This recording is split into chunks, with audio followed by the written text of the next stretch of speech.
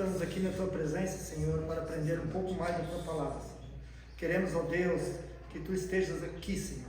Já sentimos a Tua presença neste momento, ó Pai. Derrama a Tua bênção, a Tua unção e a Tua glória sobre nós, ó Pai. Para que possamos, Senhor, levar adiante este discipulado, Pai. Para que possamos, no futuro, estar mais e mais na Tua presença, Senhor. Em nome de Jesus. Amém. Amém. Vocês podem tomar assento. Hoje nós vamos ver a lição de número 3. Lição de número 3, nós vamos estudar sobre o substituto dos nossos pecados, ok?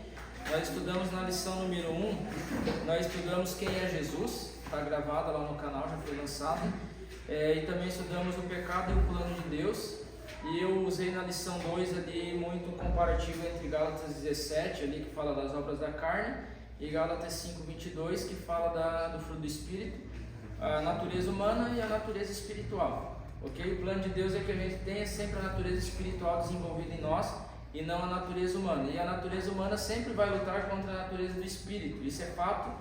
É só você ler Romanos capítulo 7. Você vai ver que Paulo vai dizer: olha, o bem que quero eu não faço, mas o mal que eu detesto, este eu faço. Era uma briga constante. Isso quem estava falando era o próprio apóstolo Paulo. Ok? Um apóstolo que orava, acontecia sinais, maravilhas, milagres, mas ele brigava com a carne. Então, ou seja, enquanto nós formos humanos, nós vamos brigar com a carne, vai ter a natureza espiritual dentro de nós dizendo assim, ó, não faça isso, e vai ter a natureza humana dizendo, faça isso, que isso é bom. Então sempre vai ter algo dentro de nós querendo estimular a gente ir para longe de Deus, né? Opressões, guerras espirituais, às vezes você está fazendo algo para Jesus, está orando, está servindo a Deus no ministério, a sua carne às vezes vai dizer, eu preciso descansar, eu vou deixar isso aqui, deixa outro fazer. Mas muitas vezes é a forma que Deus usa para fazer a gente subir de nível.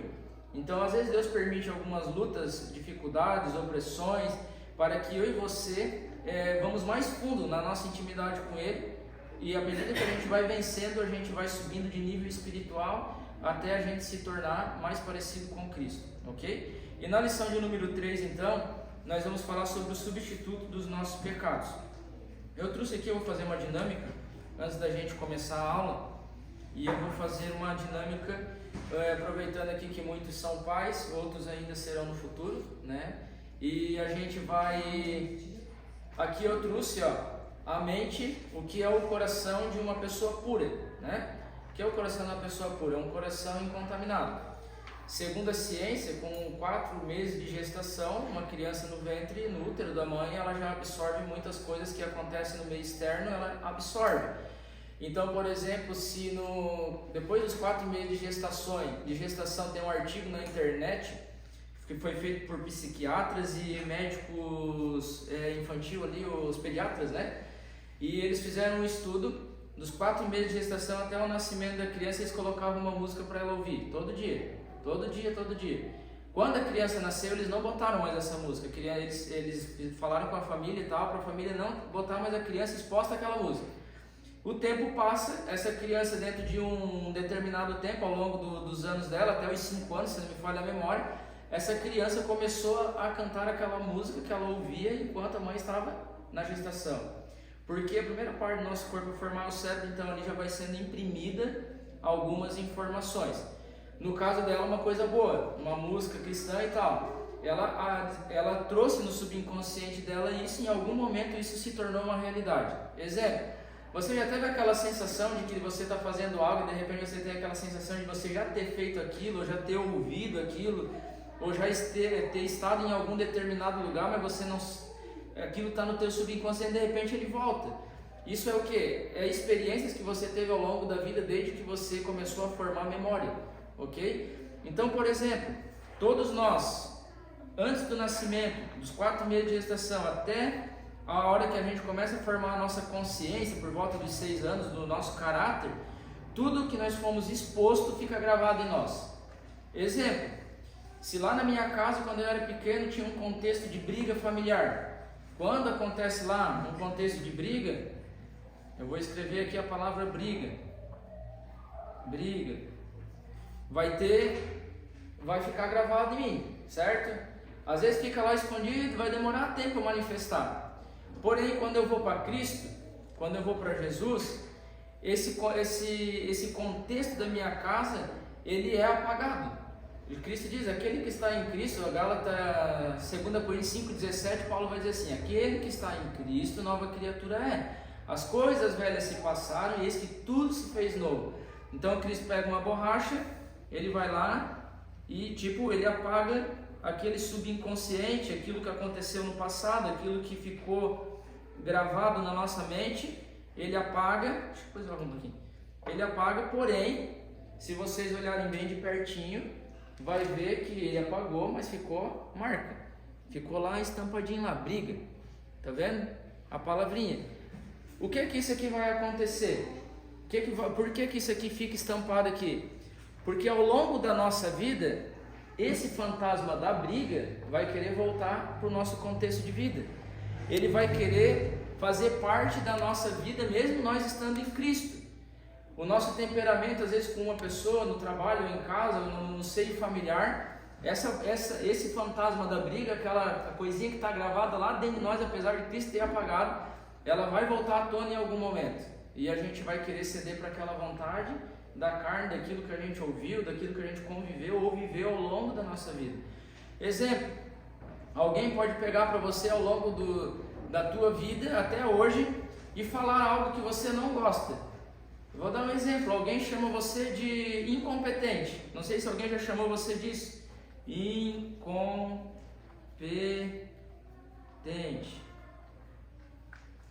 Vai lá, é uma palavra grande. Esse incompetente que foi falado aqui, ele fica lá gravado. Aí você vai orando, você vai orando, você vai orando.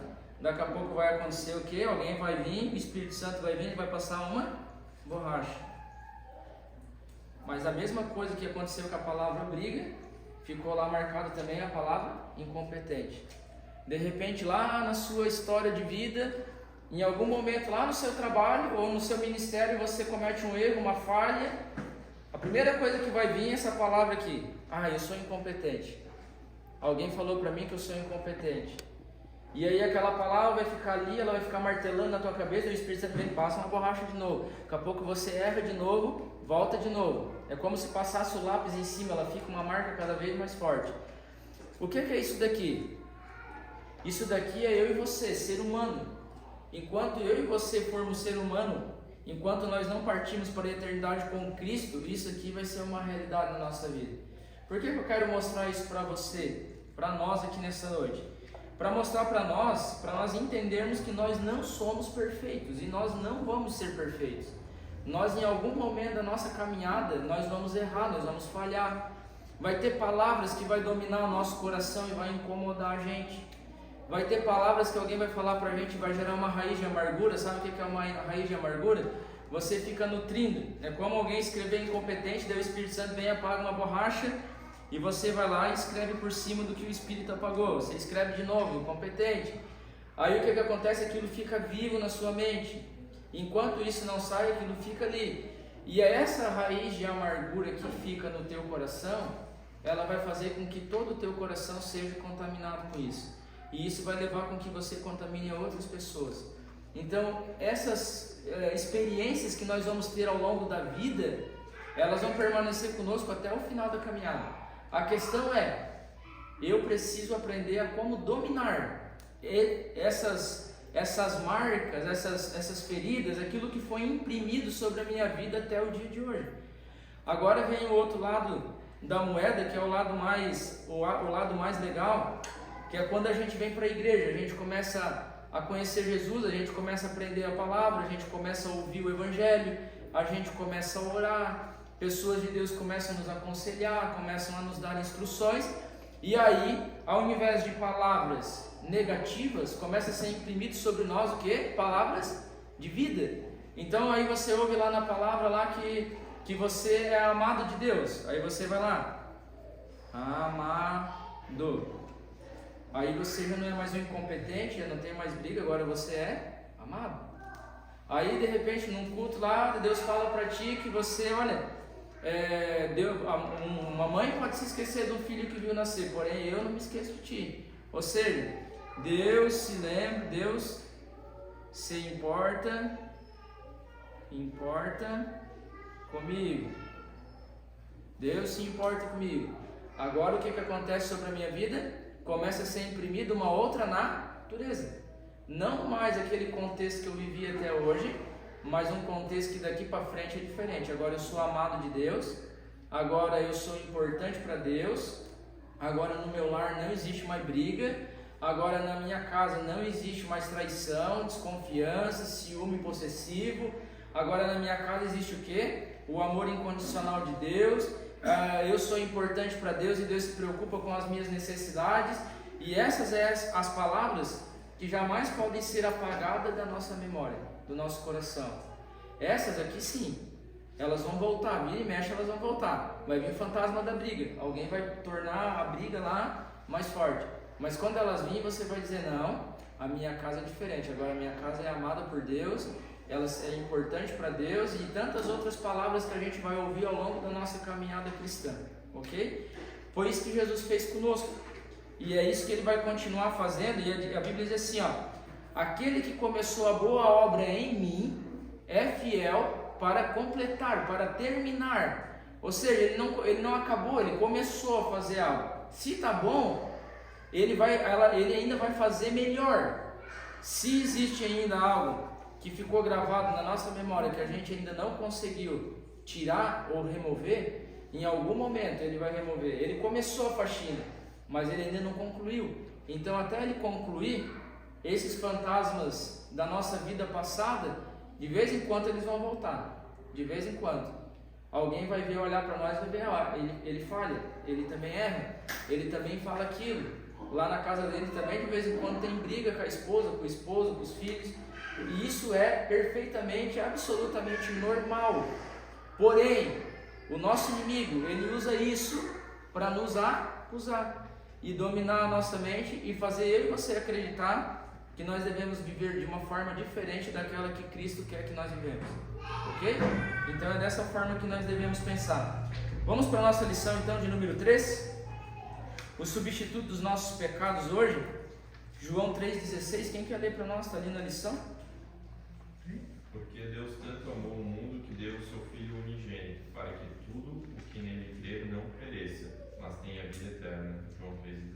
Amém. Esse é o texto-áureo da Bíblia, né? Porque Deus tanto amou, né? Esse amor é um amor incondicional. Deus está amando o mundo. Lá em 1 João ele vai falar, filhinhos, não ameis o mundo, né?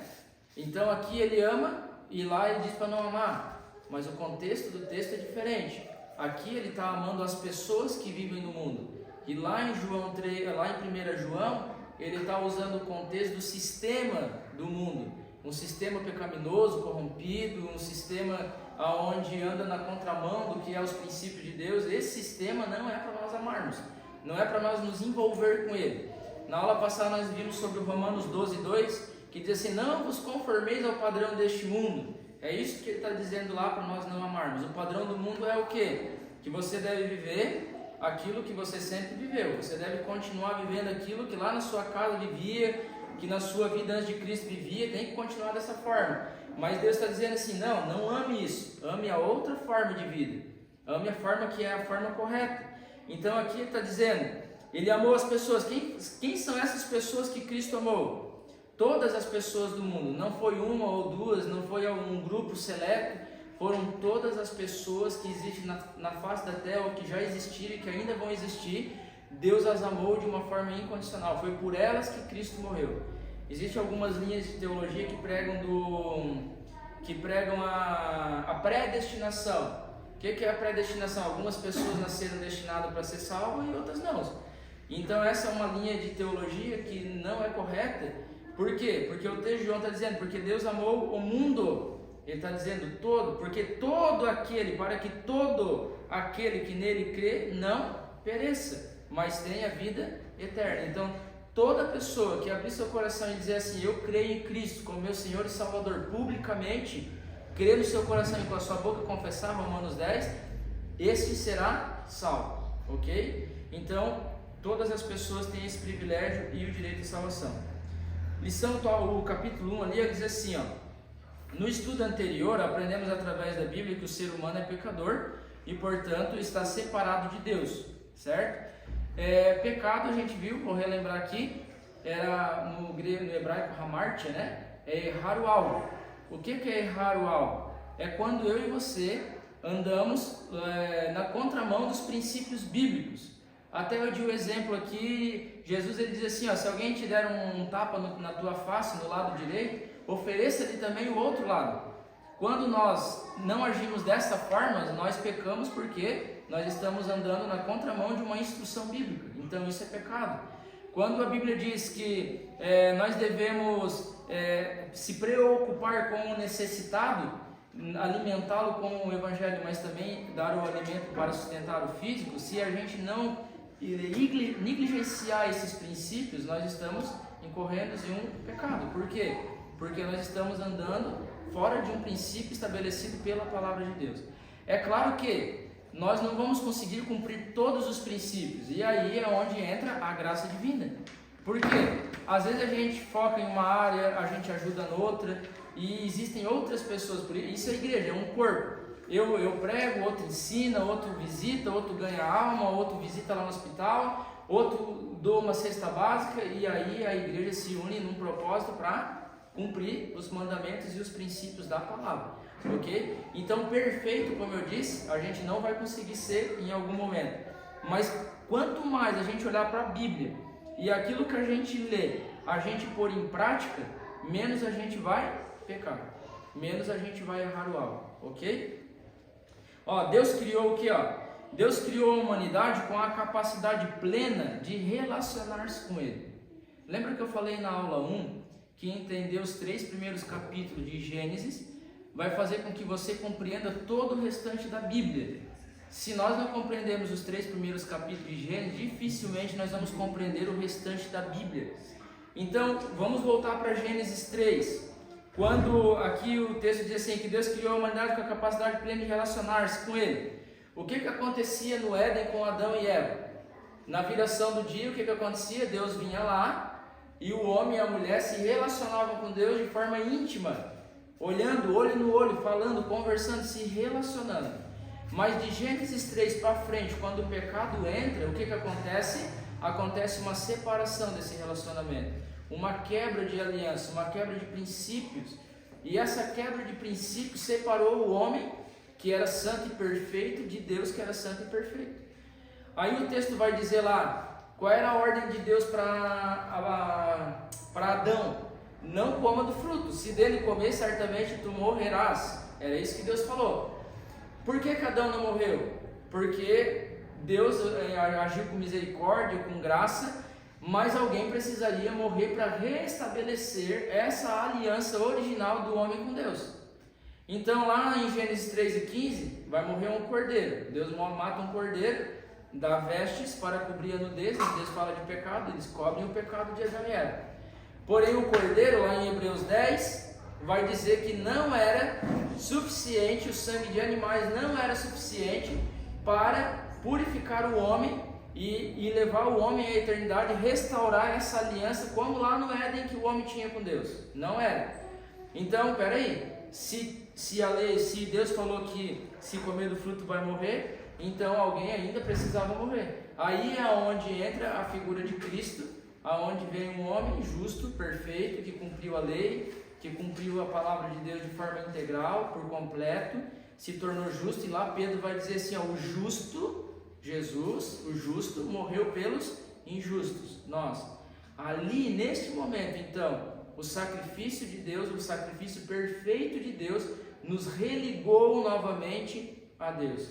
Daí vem a palavra religião do latim, religare. A religião religa o homem a Deus através de Cristo. Então, se não for através de Cristo, através de Jesus, o homem jamais poderia se reconectar com Deus, como lá no princípio, lá no Éden. Abra sua Bíblia em João, capítulo 14, e o versículo de número 6. Vamos ler o que a Bíblia diz. João 14, versículo de número 6. João 14 e o versículo de número 6. Quem achou que quer ler para nós, pode ler.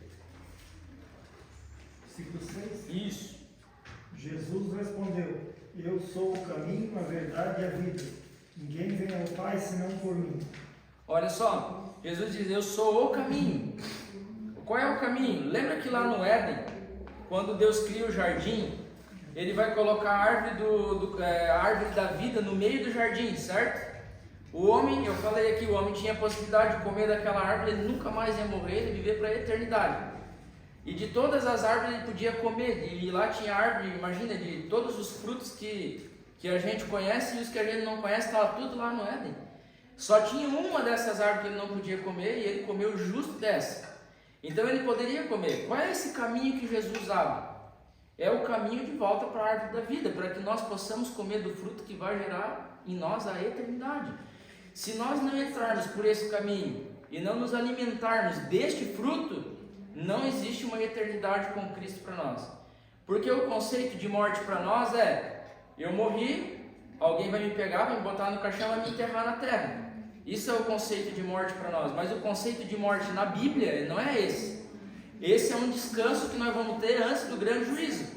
Então o que acontece? Qual é o sentido de morte na Bíblia? É uma separação do homem para com Deus. O homem que está separado de Deus, ele não vive, ele está morto. Morto, e a Bíblia vai dizer, ele está morto nos seus delitos e pecados. Aqui na lição nós vamos ver que o homem que não entra pelo caminho que é Cristo, ele morrerá nos seus pecados. Ele morrerá na sua transgressão, né? Exemplo, quando em Levítico, capítulo de número 11 até o capítulo de número 15, nós vamos ter as leis cerimoniais, que eram as leis que eram dirigidas aos líderes da igreja, de como eles deveriam se portar para com o povo de Deus, como eles deveriam fazer o trabalho no templo e tudo mais. Então lá, por exemplo, comer carne de porco tornava ele impuro para ele fazer um ritual. Se ele não passasse lá pela água, né, que simboliza o nosso batismo, ele não poderia exercer o seu trabalho. Mas de Levítico 17 até, eu acho que o capítulo 20, ele fala das leis morais. Não adulterarás, não matarás, não cobiçarás a mulher do teu próximo. E ele vai falando algumas leis morais. Inclusive lá ele vai dizer assim, honra teu pai, honra tua mãe. Vai ter várias leis morais. Essas leis morais, elas existem e precisam ser cumpridas até hoje.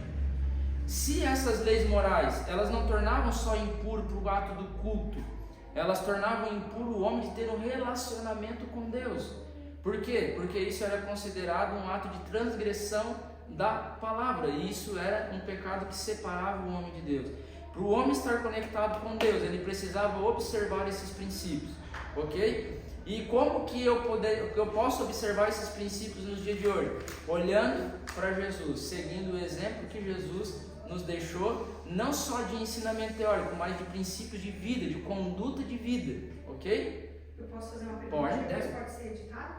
Pode. Mas assim, no meu pouco entendimento, eu sempre estudei a palavra do Senhor sozinha, e quando eu li a respeito de Gênesis, voltando ali a respeito da árvore da vida e a árvore do bem e do mal, eu sempre me questionava por que os anjos do Senhor, eles cercavam, né? O Senhor colocou aqueles anjos poderosos com espadas embanhadas para proteger aquele lugar. Eu questionava, mas por quê? Será que é porque aqueles que morreram em Cristo estão guardados lá? Eu não conseguia compreender direito. Aí um dia eu estava orando e eu comecei a ler e novamente até começar a entender. Eu posso estar equivocada e totalmente errada, por isso que eu estou aqui, eu quero aprender, tá? Mas quando eu leio assim, aqui lá em Gênesis, no 2, no versículo... peraí, eu tô sem óculos, gente. No versículo 9, o Senhor diz assim: então, o Senhor Deus, ele fez nascer do solo todo tipo de árvore agradável aos olhos e boa para alimento. Bom, aí vem o que eu quero questionar.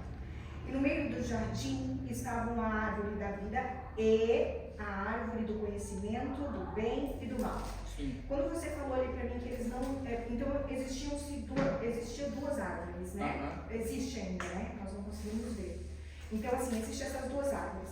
Eu acreditava que Adão e Eva, eles não morreram pelo fato de não ter comido o fruto da árvore da vida, e sim o fruto da outra árvore, porque eles tinham conhecimento até então, agora, do bem e do mal. Por isso foram expulsos, e por isso, então, eles colocaram aqueles anjos poderosos para guardar, para que ninguém viesse entrar novamente no Éden e comer e viver eternamente. Sim, exatamente. Porque, isso, então tem duas árvores. porque né? Deus colocou os querubins com espada desembainhada em fogo Sim. para guardar o Éden, depois que ele expulsa Adão e Eva Isso. do Éden, depois eles comeram Para não mais. comer o fruto da Exatamente. árvore que vai viver eternamente, nós. Exato. Né? Agora porque imagina. esse era o objetivo, era o objetivo do Senhor para nós. Exatamente, é. Viver eternamente, sem Eternamente. morrer. E daí quando, então, deu um nó assim, Sim. eu estava falando para a Poli. Então, não, eu estou certa no meu raciocínio, é isso mesmo, né? Deus colocou a árvore lá. O objetivo de Deus a gente falou na aula passada, Deus ele dá pra gente o livre-arbítrio. Sim. Não é por força e violência. Deus poderia ter botado só a árvore da vida e ter deixado de lado do conhecimento do bem e do mal, o homem ser eterno para sempre, se relacionar com Deus para sempre. Mas Deus ele nunca força a gente a tomar uma decisão que a gente não quer tomar. Tudo na nossa vida, optar em andar com Cristo e optar em viver sem Cristo é uma opção nossa. Então nós vamos ter que fazer essa escolha, eu quero ou eu não quero. O homem fez a escolha dele, qual? Comer do conhecimento do bem e do mal. Sim. Ele escolheu, ele sabia que era errado, ele tinha consciência que era errado, ele tinha consciência de todas as consequências que vinham, mas ele comeu. Ele resolveu comer, comeu. Ele foi tentado, ele deixou se levar por aquilo, a tentação entrou por Eva, né? A serpente falou, lembra que eu falei, acessou a mente. Eva olhou para o fruto, quando ela olha ela cobiça é desejar, quando ela deseja, não tem mais volta, ela vai fazer. E ela comete o pecado, leva o Adão a cometer. Agora o que Deus faz? Tira eles do jardim e bota os querubins lá, porque imagina o homem corrompido, viver agora para a eternidade da forma que o homem vive. Nós estamos em Cristo, então Cristo melhorou a nossa vida, certo? Agora imagina a sociedade corrompida do jeito que está, e essas pessoas viverem para toda a eternidade. Aonde que nós iríamos parar com todos a apostasia, né? Que nós temos vivido no dia de hoje. Então Deus vai blindar. Agora, por que Deus blinda essa árvore? E qual é o caminho que leva nós de volta a ela? João 14:6. Jesus é o caminho que nos conduz de volta para a árvore da vida. Só que essa árvore da vida só vai poder se alimentar dela aquele que está em Cristo. Nós já estamos nos alimentando dela, que é a palavra de Deus. Aí essa palavra ela vai gerar em nós o que? Eternidade. Ela vai levar eu e você a ter um relacionamento cada vez mais profundo com Deus. Quer ver? Abre a tua Bíblia em Salmo 39. Ah, Luiz, eu não consigo orar, não tenho motivação para orar, eu dobro o joelho e nada. Salmo 39. Ah, eu queria pregar, mas sabe quando não vem palavra na minha boca, não vem nada? Olha o Salmo 39. Deixa eu ver aqui onde é que está. Aqui, ó.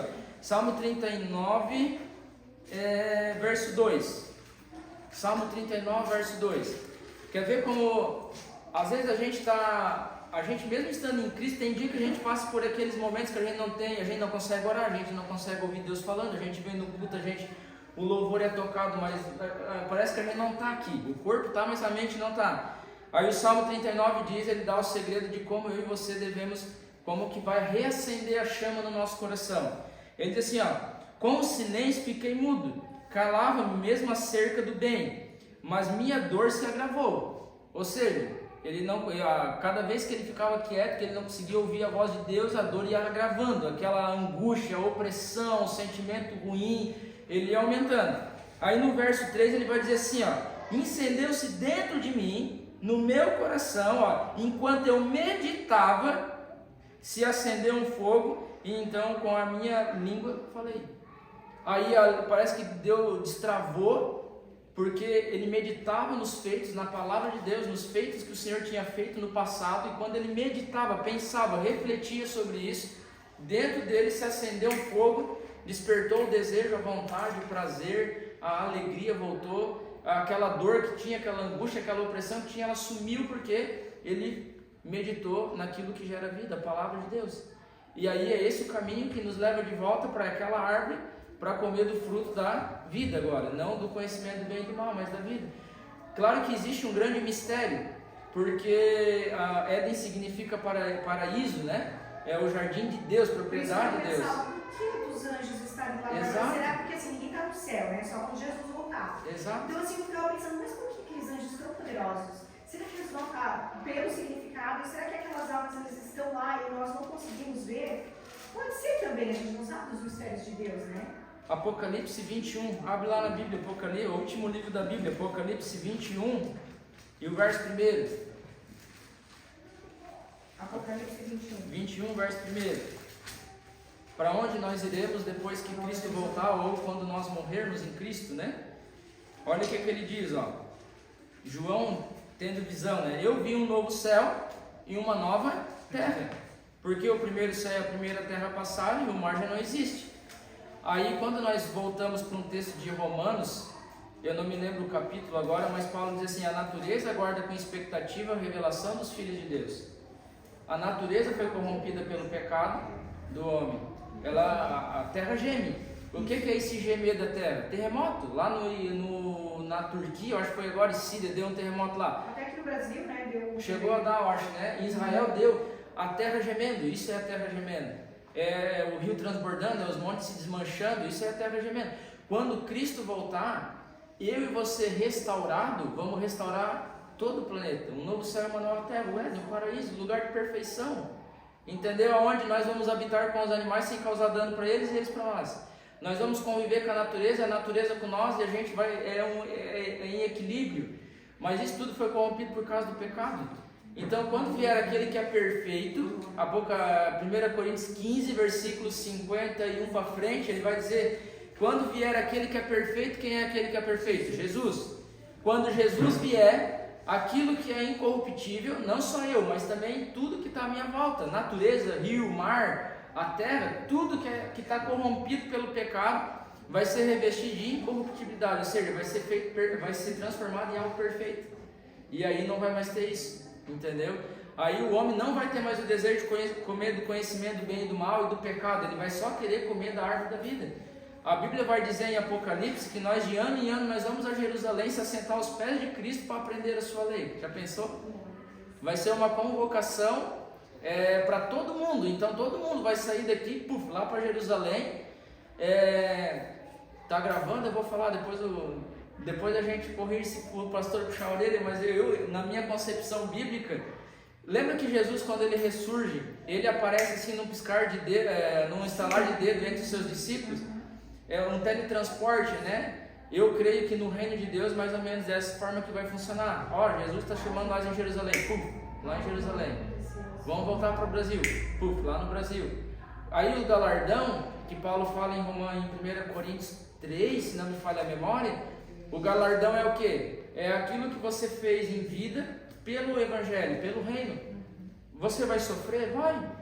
Nesses 10 anos que eu tenho o ministério nas minhas mãos, quantas vezes eu pensei em parar de existir pelas lutas e pelas opressões que veio? Só que a tua insistência vai gerar para ti um galardão. Esse galardão vai ser uma responsabilidade no Reino. Qual é essa responsabilidade? Alguns vão receber um galardão que é chefiar uma nação inteira. Outros vão receber um galardão que é um estado, uma cidade, algo do tipo. Eu estou aqui conjecturando, entendeu?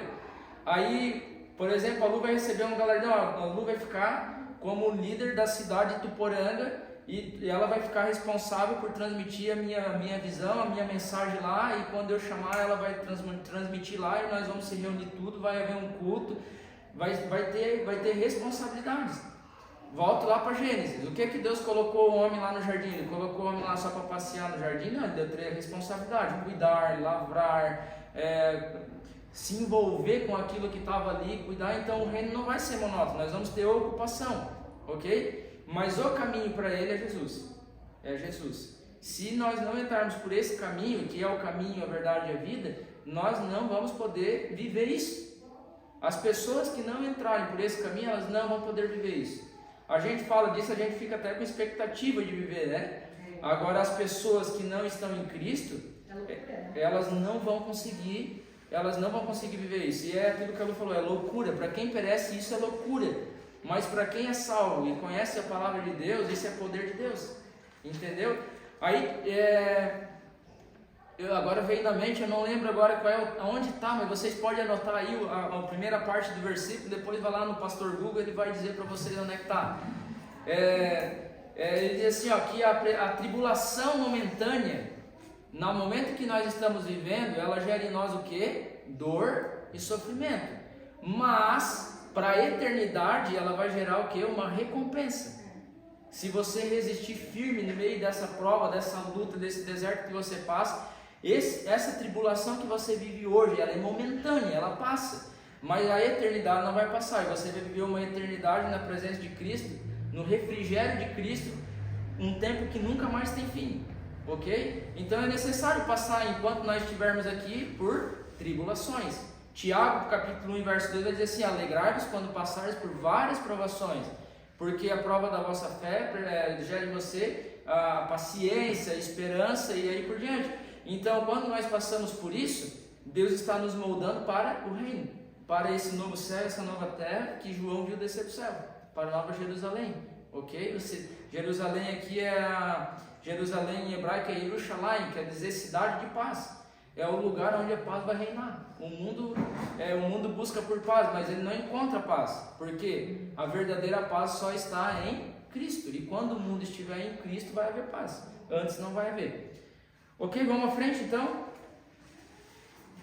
Ali no texto, entretanto a relação pessoal que havia entre Deus e o ser humano foi perturbada pelo pecado. Desde lá para cá o homem perdeu o sossego, né?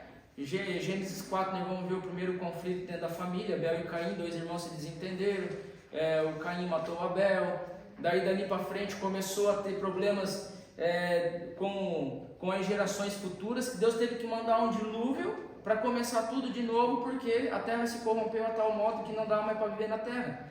É aquilo que nós falávamos, se o homem vive eternamente dessa forma, imagina como o mundo seria no dia de hoje, né? Com aquela geração lá de Gênesis 5, 6 lá do dilúvio, e então imagina como é que nós estaríamos vivendo hoje. Naquele tempo já havia apostasia na área sexual, apostasia dentro da família, já havia pessoas que ficavam zombando do evangelho, enquanto Noé fazia a arca lá, as pessoas iam lá e ria dele, mexia com ele, mexia com a fé dele, não era assim? Então até que o dilúvio veio, aí Noé foi salvo, toda a família de Noé foi salva, mas aqueles que zombavam, aqueles que andavam em apostasia, morreram nas águas do dilúvio, né? E Deus recomeçou uma nova era. Isaías 59:2, está ali na nossa lição, declara: mas as vossas iniquidades fazem separação entre vós e o vosso Deus, e os vossos pecados cobrem, olha só, e os vossos pecados encobrem o seu rosto de vós, para que não vos ouça. Sabe por que muitas vezes a gente tem falta de paz no nosso coração? Porque às vezes a gente comete algum deslize, mas a gente não percebe ou a gente não sabe que a gente está cometendo um pecado. Luiz, o que eu faço nesse momento? Você ora pelos seus pecados ocultos. Abra lá em Salmos 19. Salmos 19. Opa, aqui. Salmos 19. Deixa eu só ver qual é o versículo, o verso. Salmos é número e verso, não é versículo e número capítulo. 19 e o verso de número 12. Salmo 19 e o verso de número 12. Quem quer ler para mim o verso 12 do Salmo 19? Pode ler. Quem pode entender os próprios erros? Expurgue tu dos que me são ocultos. Quem pode entender os seus próprios erros? A gente às vezes comete coisas que a gente acha que não está fazendo nada de errado, mas está. Mas a gente faz inocente, inconsciente. Às vezes é um pensamento, às vezes é uma palavra, às vezes é uma atitude que a gente toma, às vezes até uma questão de... eu vou entrar aqui numa área mais delicada, mas eu vou entrar porque a Bíblia fala sobre isso. Lá em Levítico, se vocês lerem Levítico capítulo 17 para frente, vocês vão ver lá várias instruções que Deus vai dar ao seu povo em relação a tipo de modo de comportamentos e atitudes. Por exemplo, até a questão de uma roupa que eu uso, eu posso estar cometendo um pecado sem perceber. Então Deus vai dizer lá para o sacerdote, ela tem que ser a roupa tal, de cor tal, com pedra tal, e até os calções de linho era a roupa íntima. A roupa íntima dele, Deus dizia qual era o tipo que ele tinha que usar para ele poder acessar a presença de Deus. Então, às vezes a gente faz algumas coisas inconscientemente, sem pensar. Às vezes a gente não conhece pela palavra e a gente acaba cometendo algum deslize e isso às vezes acaba roubando a nossa paz. Quando roubou a nossa paz, a gente tem que parar e pensar assim, peraí, se eu estou sem paz, posso eu estar cometendo algum tipo de erro? O que eu estou fazendo? Porque Isaías 59 ele diz assim, que nós lemos aqui na lição, a vossa iniquidade faz separação entre vós e vosso Deus, ó, e os vossos pecados encobre o seu rosto de vós, para que não vos ouça. Quando o rosto de Deus ele é encobrido de nós, gera a sensação de um abandono, ou uma sensação de uma falta de paz, de uma preocupação extrema, ok? Então isso precisa de alguma forma ser descoberto. Onde eu estou fazendo? O que eu estou fazendo de errado? E ser tratado, para que essa paz volte a reinar no nosso coração, ok? Por exemplo, uma raiz de amargura entrou, alguém falou uma palavra para mim e aquilo me incomodou e eu fiquei nutrindo ela. A Bíblia diz, não deixe que a raiz de amargura entre no seu coração, mas você deixou, então se você deixou é uma iniquidade, é um pecado. Enquanto essa raiz não for absorvida, a paz não volta, porque você fica meditando aquilo, aquela pessoa falou aquilo para mim, ela fez aquilo e eu não vou perdoar ela, e eu não vou fazer isso, e aquilo vai te dominando, vai te consumindo por dentro. Mas quando você decide fazer assim, não, eu vou fazer diferente, eu vou orar por essa pessoa até essa sensação ruim sair do meu coração. Aí é como se aquela barreira que estivesse tampando você, ocultando você de Deus, ela é removida e a paz volta ao seu coração. Entenderam? Então é dessa forma que acontece. Então, por não conhecer às vezes algo que está oculto, uma das formas da gente identificar isso é essa sensação de falta de paz que vai vir ao nosso coração. Vamos à frente, ó. Em sua essência, o pecado é um ataque contra a honra e a santidade de Deus. É rebelião contra Ele, pois o ser humano prefere a sua própria vontade em lugar da vontade de Deus. Aquilo que eu falei na aula passada. Fazer a vontade humana é muito mais fácil, não precisa nem de estímulo. Mas fazer a vontade de Deus, por vezes, exige da gente um sacrifício que a gente não está disposto a pagar. Então, por exemplo, Paulo dizia assim, olha, o bem que eu quero, em Romanos 7, ele dizia assim, o bem que eu quero eu não faço. Ele sabia o que era o bem, ele conhecia o que era bom para fazer, o que era correto para fazer, mas o mal que detesto, quando eu vejo, eu já fiz. E aí vinha aquela sensação de falta de paz, vinha acusação, e aí daí ele vai dizer no final do capítulo 7 de Romanos, ele vai dizer assim, miserável homem que sou. Ele reconhece a sua real condição de ser humano, um ser humano miserável. O que é miserável? É alguém que precisa ser colocado no coração de Deus, precisa de misericórdia. E aí ele reconhece essa natureza caída e ele vai dizer assim, agora, quem poderá me livrar do corpo dessa morte? Ele estava fazendo uma alusão para Cristo. Somente Jesus pode nos ajudar e nos dar paz, entendeu? Então, Luiz, como é que eu faço para vencer? Como é que eu faço para cobrir aquilo que está tirando que está me encobrindo de Deus? O que eu faço? Medito na palavra. A palavra vai me dizer o que eu devo fazer, o que eu devo deixar, como eu devo agir, para que a minha vida possa ter em sintonia a cada momento com Deus. Ok? Quando eu venho a um culto, por exemplo, ao longo do dia, lembra da dinâmica do copo? A minha mente fica turbada, muita coisa, certo? Então quando eu venho ao culto, qual é a primeira coisa que eu faço? Eu dobro meu joelho e oro. Senhor, o meu dia foi assim, foi assim, foi assim. Hoje eu me perturbei com tal situação, me incomodei com tal. Quando eu estava vindo para cá, eu já estava atrasado, tinha alguém na minha frente que não andava e eu no meu pensamento, até com palavra, eu acabei me exaltando, me perdoa. Aí você prepara o seu coração para ter um encontro com Cristo naquele culto, ok? Aí o louvor vai fluir, a oração aqui vai fluir, a palavra vai fluir, porque você abriu seu coração para Cristo naquele momento, você tirou a barreira que separava você e Cristo, ok? Vamos lá, vamos à frente então. A santidade de Deus, ela reage contra o pecado. Vamos lá para Isaías capítulo 6. A santidade de Deus reage contra o pecado. Esse aqui eu acho que é um dos textos mais tremendos da Bíblia Sagrada, tá? Aqui nós vamos já entender um pouco do contexto. Isaías 6 e 6. 5 aqui. 6 aqui. Isaías 6 e 6. Deixa eu ver aqui. Eu vou só dar o contexto do texto e eu vou pedir para alguém ler o capítulo 6, tá?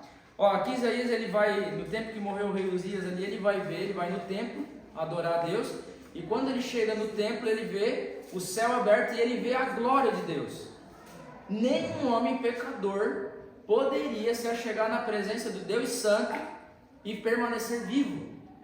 A Bíblia diz que todo aquele, lembra de Moisés no monte lá, que aí Deus ia se revelar sobre o monte o Monte Sinai, e Deus disse assim, ó, ninguém chegue e toque no monte, se tocar vai morrer. Por quê? Porque Deus é santo e o povo estava todo em pecado. Se tocasse no monte, a santidade de Deus ia reagir contra aquele pecado e ia gerar morte. O sacerdote no tabernáculo, ele tinha que ir com uma cordinha amarrada, porque se ele não tivesse em perfeita sintonia com Deus, em santidade, ao entrar lá, quando a glória de Deus se manifestasse, ele morria. Aí eles puxavam ele de volta para fora, porque não podia entrar lá dentro. Isaías viu a glória de Deus, e aí ele vai dizer no versículo de número 6, não, de número 5, lê para mim. Quem quer ler para mim? Olha o que ele vai dizer. Então eu disse, ai de mim, estou perdido, porque sou um homem de lábios impuros e habito no meio de um povo de lábios impuros, e os meus olhos viram o Rei, o Senhor dos Exércitos. Isaías botou no coração dele, eu vou morrer. Eu vi a glória de Deus, ela se manifestou, ela veio aqui diante de mim e eu sou um homem pecador. Ele reconheceu, meus lábios são impuros. Talvez Isaías falava muitas palavras que entristeciam o Espírito Santo. Não sei se era palavrão ou palavras de maldição, mas ele diz dos lábios, né? E aí o que vai acontecer? Deus age com misericórdia. Isaías tinha que ter morrido, porque ele era um homem pecador e estava diante de um Deus santo. E a reação da santidade de Deus com o pecado de Isaías iria levar ele à morte. Agora eu vou trazer um contexto para vocês, irmãos. Muitos de vocês já têm ministério, outros ainda vão ter. Sempre que vocês estiverem diante de Deus, na manifestação de uma glória de Deus, aqui na igreja, de vez em quando o culto dá aquele fogo, né? Se acende, Deus usa alguém em profecia e tal, a glória de Deus está aqui. Se nós não vigiarmos com as nossas vestes, né, a gente pode ser em alguma forma repreendido por Deus ou até punido. Entendeu? Olha como é sério isso. Como a gente está tratando de um Deus que a Bíblia diz que de Deus não se zomba. Por quê? O que é zombar de Deus? A glória de Deus, a reação da santidade de Deus contra o pecado do ser humano pode gerar uma combustão e pode fazer com que algumas pessoas sofram a pena disso aí. Exemplo na Bíblia, Samuel, 1 Samuel lá, vai falar dos filhos do sacerdote Eli. Eles fizeram algo errado no templo, eles tinham relação sexual com mulheres dentro da igreja, olha só. Aí um dia a glória de Deus se acendeu e os dois, eles foram para a guerra, e Deus permitiu a morte deles lá na guerra, porque eles estavam profanando o lugar sagrado. Então a santidade de Deus é algo muito sério. Quando Moisés chega diante da sarça ardente, o irmão Laudrino falou isso aqui no culto quarta, o que Deus fala para Moisés? Tira a sandália do pé. Tirar a sandália, de onde Moisés estava vindo? Do Egito, mundo, estava com pecado. Aí Deus diz assim, ó, tira a sandália do pé. Por quê? Para se aproximar de mim precisa deixar tudo para trás, o pecado, o mundo, o Egito, os prazeres do mundo, para estar diante da minha presença. Porque a reação da santidade de Deus com o pecado do ser humano vai gerar um problema para o ser humano. Ah, Luiz, mas eu ainda não sou perfeito, eu tenho pecado. Eu também tenho. Então como é que funciona? Aquilo que eu disse, chegar no culto, dobrar os joelhos, Senhor, eu estou aqui diante de Ti, eu quero me render na Tua presença, me ajuda, eu sei que eu sou um pecador, eu sei que eu falho, eu sei que eu falhei hoje, eu sei que eu preciso liberar aquele perdão. Aí quando a glória de Deus se manifestar, nós estamos com a nossa consciência tranquila e não vamos sofrer danos, ok? Aí olha o que Isaías fala, ai de mim, sou um pecador, vou perecer. Aí no verso 6, o que acontece? Alguém lê para mim, ó. Logo um dos serafins voou até mim, trazendo uma brasa viva, que havia tirado do altar com uma tenaz. Olha só, aí no verso 7 ele diz o que? E com ela tocou na minha boca e diz, eis que isso tocou os teus lábios e a tua iniquidade foi tirada e purificado o teu pecado. Isaías tomou a decisão de que? De pedir um perdão, de dizer, de aceitar a condição de pecador, e isso fez com que Deus trouxesse arrependimento e perdão dos seus pecados e mudasse a sua condição, e aceitasse ele estar diante de Deus sem causar dano à sua vida, tá vendo? Então é dessa forma que nós devemos sempre agir quando nós vamos à presença de Deus. Eu vou buscar a presença de Deus, procure, nem que for no caminho, vim falando com Deus e dizer, Senhor, prepara o meu coração, remova o meu pecado. Tem pessoas que não podem se ajoelhar, às vezes o espaço é curto, não dá, mas mesmo assentado, ou pelo menos conecta a tua mente com o céu e diga, Senhor, eu sei que eu não sou digno de estar aqui, mas eu preciso da tua presença, me purifica meu pensamento e tal, para que aquilo possa ser uma experiência agradável e não algo que possa trazer consequências. Amém? Vamos à frente. Imagine Deus irado. Agora, essa reação, né, da santidade de Deus com o pecado, ela é conhecida como a manifestação da ira de Deus. Já ouviram essa expressão, manifestação da ira de Deus, do Deus Todo-Poderoso? O que vai acontecer no Apocalipse? É a manifestação da ira de Deus. Para quem é a manifestação da ira de Deus? Para aqueles que não entraram pelo caminho que é Jesus, que não deixaram Jesus cobrir o seu pecado. Agora, por que ele fala isso? No deserto a vegetação é seca, quando o fogo se acende é difícil apagar. Isso é a ira de Deus. Deus vai protelando. Jesus já era para ter voltado, talvez sim. Já passa mais de 2000 anos e Jesus ainda não voltou, mas os sinais estão acontecendo. Mateus 24, Mateus 25, avivamento em algumas partes do mundo. Então nós estamos nos aproximando desse dia. O que Pedro vai falar, 2 Pedro capítulo 3, ele vai dizer: ele ainda não veio, para que aqueles que ainda não se renderam a ele tenham a oportunidade de se render. Romanos capítulo 12 vai falar que nós estamos vendo a plenitude dos gentios. Deus está dando mais uma oportunidade para aqueles que não se arrependeram de se arrepender. Mas ele diz, certamente ele virá. Não tem como o mundo escapar dessa manifestação da ira de Deus. A santidade de Deus, uma hora, ela vai se chocar contra o pecado e o pecador. Então todo aquele que entrou no caminho, ele será guardado da ira. Apocalipse vai falar isso. Ele vai ser guardado deste momento da ira. Vou levar lá para Êxodo, quando veio as 12 pragas, né? No Egito. Todo o Egito sofreu com a praga, mas o povo de Deus estava lá, Deus zelava e guardava eles, e eles não sofriam com nada daquilo que acontecia no Egito. A água deles não se transformou em sangue, não caiu pedra lá, não morreu os primogênitos deles, o gafanhoto não comeu a lavoura deles, Deus zelou, guardou eles. Mas o resto do povo, o resto dos egípcios, sofreram as consequências. Então isso é fato, isso vai acontecer e não tem como escapar. As pessoas vão tentar fugir, a Bíblia diz para os montes, se enfiar em caverna, não tem para onde fugir. Elas vão ser encontradas, porque Deus vai tratar a santidade de Deus vai tratar o pecado na terra, para que haja um novo céu e uma nova terra, ok? Mas Cristo, aquele que está em Cristo, volto para Êxodo, aquele que tiver a marca do sangue de Cristo, que foi o substituto dos nossos pecados, que nos cobriu, né? Isso é expiação, ele cobriu os nossos pecados, nós não seremos atingidos por isso, nós seremos guardados disso e teremos a redenção, né? Deus em sua bondade adiou o juízo dirigido a nós pecadores. Este adiamento é a parte do plano de Deus em que Ele nos oferece a possibilidade de arrependimento. Está vendo? Possibilidade de arrependimento de nossos pecados. Ou será que você despreza as riquezas da sua bondade, tolerância e paciência, não reconhecendo que a bondade de Deus o leva ao arrependimento? O que é arrependimento? É mudança de mente.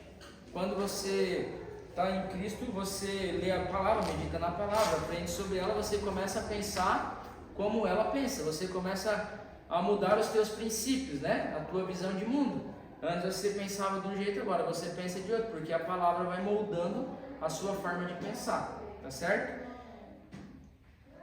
Deus em seu infinito amor proveu um meio para reatar a comunhão interrompida entre Ele e a humanidade. Então o desejo de Deus não criou um inferno para lançar ninguém lá, certo? Isso nunca Deus fez, nunca Deus pensou em fazer isso. Porém, pela escolha do ser humano, há a necessidade de que haja um lugar, porque o que fez o pecado existir? Qual foi o primeiro pecado? O pecado de rebeldia. Quem é que fez o primeiro pecado? Lúcifer, que é conhecido era um anjo, né, no céu, querubim, ele assistia na sala do trono, que estava diante do trono de Deus no céu e se corrompeu, porque ele via as adorações que chegavam a Deus, ele sentia aquilo, era algo tão bom, tão agradável, que ele queria ser como Deus, ele queria se colocar acima de Deus, e aí ele corrompeu 1/3 dos anjos do céu, e esse 1/3 dos anjos do céu, eles desceram do céu, foram lançados no abismo. E aí o que acontece? Esses são os demônios, né? Os anjos malignos que existem, que influenciam, que tomam em possessão algumas pessoas, da qual as pessoas precisam aprender a lidar com eles para vencê-los. E eles têm um objetivo: nos destruir. Destruir a nossa família, nossos filhos, nossa casa, a igreja. Nós somos o alvo número 1 dele. E aí o que acontece? O que nós precisamos? Precisamos estar revestidos de Cristo. Ele foi o substituto pelos nossos pecados. Quando a marca do sangue de Cristo está sobre nós, o maligno não nos toca. Ninguém intentará acusação contra os escolhidos de Deus, a Bíblia diz. Ninguém pode tocar num dos meus ungidos, que foram separados para Deus. Nós fomos separados para Deus, quando nós aceitamos a Cristo. Então o maligno não tem mais autoridade, não tem mais poder sobre nossa vida. Mas, por vezes, Deus permite aquela opressão, aquela luta, para você orar, para subir um nível espiritual, para você não ficar, para você não ficar sempre a mesma pessoa, sem crescer no nível espiritual, no nível de fé. Então, a cada luta que você vence é uma experiência que você tem com Deus a mais, que vai fazer você crescer na fé, ok? Mas Jesus, no nome de Jesus tem toda a autoridade, está passando por opressão, Senhor, em nome de Jesus, eu repreendo essa opressão. Senhor, em nome de Jesus, eu repreendo essa enfermidade. Tu tens essa autoridade. Você pode orar usando essa autoridade, que o milagre, as bênçãos, aquilo que você almeja vai acontecer, porque é o nome de Jesus. Deixa eu ver mais o que aqui. João 14, eu já li. Vamos para o outro parágrafo. A comunhão com Deus foi restabelecida por Cristo, pois Cristo morreu para perdão dos nossos pecados. Olha o que Pedro diz, 2:24 de 1 Pedro. Ele mesmo levou em seu corpo os nossos pecados sobre o madeiro, a fim de que morrêssemos para os nossos pecados e vivêssemos para a justiça. Por suas feridas vocês foram sarados. Olha o que ele está dizendo. Foi pelo sacrifício de Cristo que nós fomos sarados, perdoados e fomos reconectados com Deus. Sem esse sacrifício, nós jamais poderíamos ter essa reconciliação com o céu. Jamais. Nós perderíamos toda a comunhão com o céu. E no dia do juízo de Deus lá, nós estaríamos no meio daquele bolo daquelas pessoas que vão passar por isso. Mas com Cristo não, nós vamos ser guardados. Como o anjo da morte passou no êxodo lá por cima da casa que tinha a marca do sangue e não causou dano, a mesma coisa vai acontecer quando Cristo voltar. Os anjos vão recolher o trigo e separar o trigo do joio. Como que eles vão saber identificar se os dois são idênticos? Eles vão olhar pela marca, pelos sinais que um apresenta e o outro não. Como que eles vão identificar qual é a árvore boa e a árvore mal? A árvore boa produz fruto, a árvore mal não produz fruto. Qual é o fruto? O fruto do Espírito, paciência, longanimidade, bondade, temperança, fruto que a natureza espiritual gera em nós. Então ali os anjos vão, esse aqui é meu, esse aqui não é. Esse aqui vai subir, esse daqui está separado para ser queimado. É isso que a Bíblia diz, né? Vai ser consumido. Ou lá da videira de João 15, vara seca com a vara que dá fruto. A vara seca é cortada, é podada da videira, da igreja, e é jogada onde? No fogo. É juízo, ok? Então é isso. Mas nós, por estarmos em Cristo, produzirmos frutos, somos guardados desse juízo. No Evangelho de João encontramos ainda João Batista, o profeta que foi precursor de Jesus, anunciando que ele era o enviado de Deus. No dia seguinte, viu João a Jesus, que vinha para ele, e disse assim, eis o Cordeiro de Deus que tira o pecado do mundo, João 1:29. Ele estava fazendo alusão àquele animalzinho que era sacrificado lá no Antigo Testamento. Como é que era feito? Trazia o sacrifício, Levítico 16:10 vai falar do bode emissário, já ouviram? Leiam depois Levítico 16 ali, ele vai falar do bode emissário. Eram 2 bodes, um era morto, o sangue desse bode que era morto era jogado sobre o bode vivo, e o bode vivo eles botavam ele no rumo do deserto e enxotavam ele deserto adentro. Era uma simbologia de que aquele bode estava levando embora o pecado do povo. Era uma referência, uma alusão ao sacrifício de Cristo que levou os nossos pecados para que nós pudéssemos ter comunhão com Deus e não passar pelo juízo de Deus, ok? Aí, o que João está dizendo? Esse Jesus aí, que vocês estão vendo aqui na frente de vocês, este é o Cordeiro, fazendo alusão àquele animal que era sacrificado. Esse é o Cordeiro de Deus que tira o pecado e liga vocês novamente a Deus. O sacerdote não podia entrar na presença de Deus se ele não lançasse o pecado para o carneiro ali, e ele não era purificado, né, para entrar na presença de Deus. O povo não era purificado se o bode não era morto e mandado para o deserto para levar embora o pecado do povo. Se Deus se manifestasse ali e isso não fosse feito, as pessoas que estavam ali podiam morrer. Elas podiam morrer, entendeu? Era uma questão de juízo naquele ato, ok? Vamos à frente, último parágrafo ali, ó. Ali em Hebreus 10, a lição está falando desse sacrifício, contando toda a história agora, trazendo Jesus. Depois vocês podem estar lendo em casa, tá? Que Jesus é o sacrifício perfeito. Eu não preciso fazer mais sacrifício, já foi feito. Ok? Já foi. Então o sacrifício foi Cristo. Se eu crer no sacrifício de Cristo na cruz, eu tenho salvação. E eu estou livre da ira de Deus. Não precisa se preocupar. Tem, não leio o livro de Apocalipse porque o livro de Apocalipse é assustador.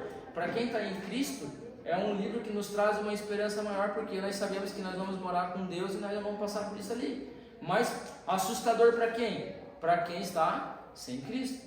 Aí tem um profeta, Joel, o profeta Oséias, eles vão falar: ai daquele que deseja o dia da vinda de Cristo, porque não será dia de alegria, mas de ranger de dentes, de sofrimento, de choro, de morte.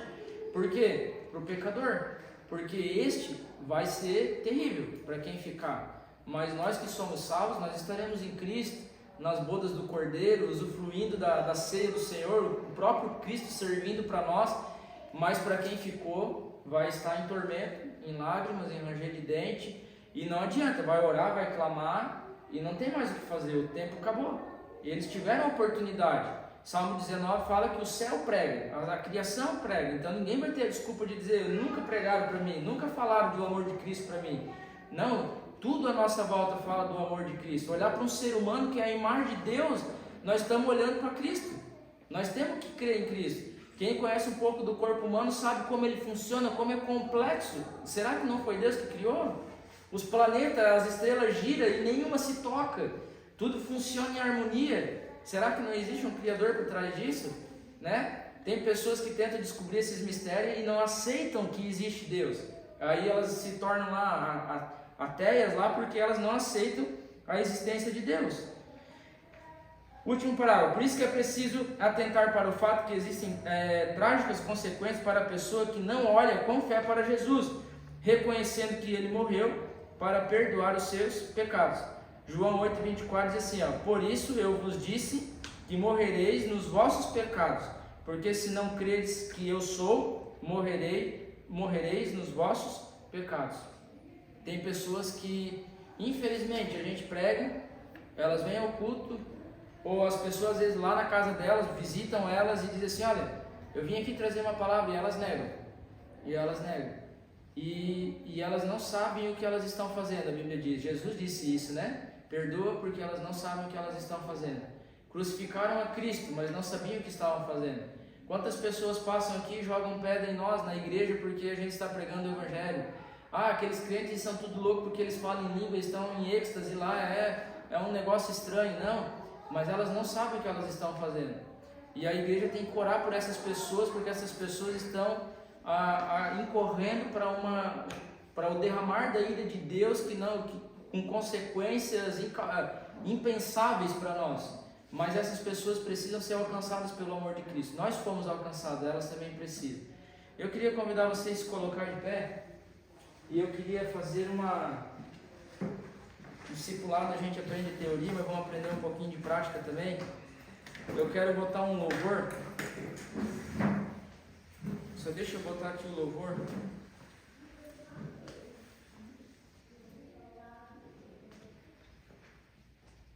Deixa eu botar aqui um louvor. Caiu minha internet, espera. Eu queria que vocês saíssem daqui hoje com a seguinte visão. O que ajuda a gente a vencer o pecado? Oração. Eu trabalhei muito tempo com jovens e eu era muito nítido. Eu trabalhava com eles e eu dizia assim, meninos, meninas, vocês estão conhecendo a Cristo hoje, mas tem uma coisa, vocês vão vir à igreja, vocês vão se alimentar da palavra, alguém vai orar por vocês, vocês vão ser ministrados por algo, vocês vão sentir algo diferente, mas Se vocês não tiverem intimidade com Deus nas vossas casas, dificilmente vocês vão conseguir se manter de pé ao longo da caminhada cristã. Por quê? Porque o inimigo ele não vai brincar em serviço. E ele vai aproveitar as mínimas oportunidades que tem para levar eu e você para longe de Jesus. O que eu faço então, Luiz? Quanto mais você ora, quanto mais você busca Deus, não só aqui, mas lá na sua casa, mais você fica fortalecido, mais você enfia suas raízes na terra, mais difícil é para o inimigo te tirar da presença de Deus. E eu quero botar um louvor, e eu queria que você fechasse os teus olhos e tirasse um momento de oração. Se você quiser dobrar o joelho na cadeira, pode dobrar. Se você quiser ficar em pé, pode ficar. Mas eu queria que você aproveitasse para orar. Luiz, o que eu oro? Senhor, talvez esse dia eu fiz alguma coisa que entristeceu o teu espírito. Me perdoa. Pedido de perdão, arrependimento. Senhor, me ajuda a abandonar os velhos hábitos de vida. Me ajuda a vencer aquelas palavrinhas que de vez em quando que eu ouvi alguma vez na minha vida e voltam de vez em quando e que me atormentam. É isso que vocês vão orar agora, tá bom?